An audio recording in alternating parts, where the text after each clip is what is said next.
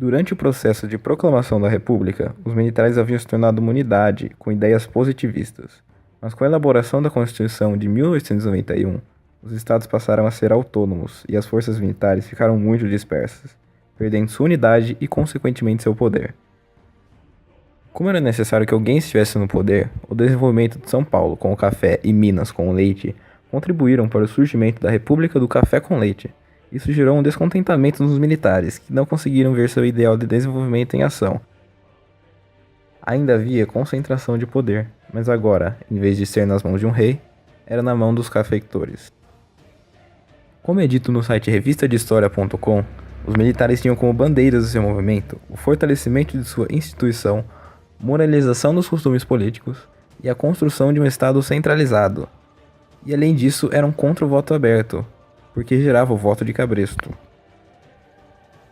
O estopim do movimento tenentista foi a revolta dos 18 do Forte, que aconteceu em Copacabana no dia 5 de julho de 1922, com iniciativa militar. Esse movimento ocorreu por vários motivos, entre eles podemos citar poder político concentrado na oligarquia cafeeira do Brasil, o descontentamento com a derrota de Nilo Peçanha para Arthur Bernardes, a prisão do Marechal Hermes da Fonseca a mandato do presidente Epitácio Pessoa. Diversas unidades se organizaram para fazer um levante no dia 5 contra o atual presidente Epitácio Pessoa. Porém, só o forte de Copacabana aderiu ao movimento, comandado pelo capitão Euclides Hermes da Fonseca, filho do marechal. O forte foi bombardeado e a rendição dos rebeldes foi exigida. O tenente Siqueira Campos e um grupo de militares rebeldes pegaram armas e marcharam pelas ruas em direção ao Palácio do Catete, que era a sede do governo federal na época. Durante a marcha, alguns militares desistiram, ficando apenas 17 que receberam o apoio na rua de um civil, totalizando 18 rebeldes. Os rebeldes foram cercados pela tropa do governo federal. Após forte tiroteio em frente ao posto 3 na praia de Copacabana, somente Siqueira Campos e Eduardo Gomes sobreviveram e foram presos. Os outros 16 integrantes do movimento foram mortos em combate. A Revolta Paulista de 1924 foi o maior conflito bélico já ocorrido na cidade de São Paulo. Também chamada simplesmente de Revolta de 1924, é uma segunda etapa do movimento tenentista que teve início em 1922 na capital brasileira. O conflito foi liderado pelo general Isidoro Dias Lopes. No dia 5 de julho daquele ano, cerca de 1.000 homens se espalharam pela cidade em locais estratégicos com o intuito de destituir Arthur Bernardes da presidência da República. Os militares permaneceram na cidade por 23 dias tentando forçar o presidente de estado Carlos de Campos a fugir para o interior. Houve, inclusive, um ataque ao prédio da sede do governo estadual.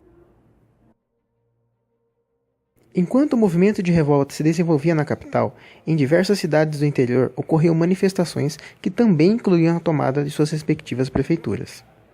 O presidente Arthur Bernardes, contestado no movimento, organizou seu exército legalista e bombardeou São Paulo com seus aviões. Na incapacidade de responder ao poderio do governo federal, o objetivo dos tenentes não foi alcançado na cidade de São Paulo, e então decidiram partir para o interior. Os revoltosos tentaram mais uma vez enfrentar as tropas legalistas que estavam sediadas no Mato Grosso do Sul, mas a derrota foi massacrante. Os remanescentes se organizaram novamente e formaram uma coluna paulista.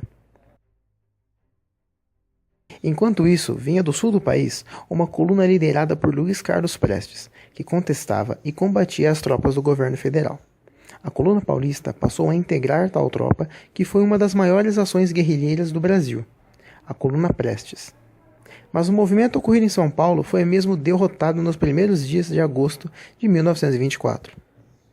A revolta de 1924 demonstrou ser incapaz de combater as tropas legalistas do presidente Arthur Bernardes, e tampouco o presidente do estado de São Paulo, Carlos de Campos, que voltou ao poder logo em seguida. Influenciados pelas revoltas em São Paulo e Rio de Janeiro, os militares organizaram, na capital do Amazonas, Manaus, uma revolta encabeçada pelo tenente Alfredo Augusto Ribeiro Júnior. para retirar o governador César do Rego Monteiro do poder. A Comuna de Manaus eclodiu com a tomada dos rebeldes na sede do governo, o Palácio Rio Negro, cujo governador que estava em exercício, Turiano Meira, fugiu, já que César do Rego Monteiro estava na Europa. Os tenentistas conseguiram permanecer no poder por 1 mês e meio, isolando a cidade de Manaus a tomarem as estações de telégrafos e telefônicas. Como consequência, a revolta se estendeu também para alguns municípios do Pará. O levante do Amazonas recebeu o apoio da população, insatisfeita diante de tantos problemas estruturais, desde o aumento do desemprego, da miséria, da corrupção e da crise da borracha, principal produto para exportação. Por fim, foi sucumbido pelas forças legalistas do governo, liderada pelo comandante de destacamento do Norte, General Gaúcho João de Deus Mena Barreto. Enquanto ocorriam essas revoltas, Luiz Carlos Prestes, também militar, organizava outro grupo no Rio Grande do Sul. Em abril de 1925, as duas frentes de oposição, a paulista, liderada por Miguel Costa, e a gaúcha, por Prestes, uniram-se em Foz do Iguaçu e partiram para uma caminhada ao Brasil. Com aproximadamente 1.500 homens, a coluna Prestes percorreu 25.000 quilômetros e durante 2 anos e meio atravessou 11 estados. Do sul, o grupo rumou para o centro-oeste do país. Percorreu o nordeste até o estado do Maranhão. Na volta, os combatentes refizeram o caminho até chegar à fronteira com a Bolívia.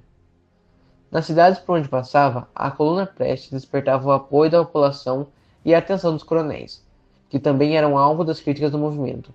Sempre vigiados por soldados do governo, os revoltosos evitavam confrontos diretos com as tropas, usando-se táticas de guerrilhas. Por meio de comícios e manifestos, a coluna denunciava a população, a situação política e social do país. Num primeiro momento, não houve resultados. Porém, o movimento ajudou a balançar as bases já enfraquecidas do sistema oligárquico e preparar o caminho para a Revolução de 1930. Luiz Carlos Prestes tornou-se o ícone desta marcha, ficando conhecido como o Cavaleiro da Esperança. Ele não foi o principal líder da coluna. Quem tomou a frente do percurso foi Miguel Costa, mas Prestes era o idealizador, aquele que alimentava o sentimento de liberdade política, do voto secreto e de justiça social. De fato, a coluna teve seu lado negro, no qual cometeu muitos delitos por onde passou. Há relatos de saques e estupros em algumas comunidades, porém, quem os praticassem eram punidos com rigor pelos líderes do movimento e dependendo de seu grau de gravidade se tinha execução dos culpados.